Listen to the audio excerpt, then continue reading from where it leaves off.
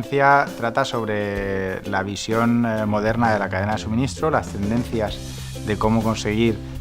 mejorar la eficiencia de la cadena de suministro. Habla de la integración de todos los agentes o de todos los elementos que participan en la cadena de suministro y cómo eso pues, hace que la compañía pues, al final pueda ser más competitiva en el entorno actual.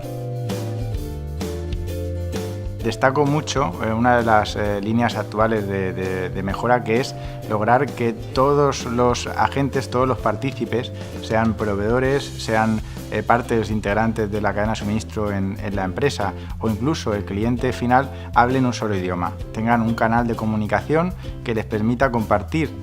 la información realmente importante, que es la que se da en el punto de venta, y que todos tomen decisiones en base a esa información.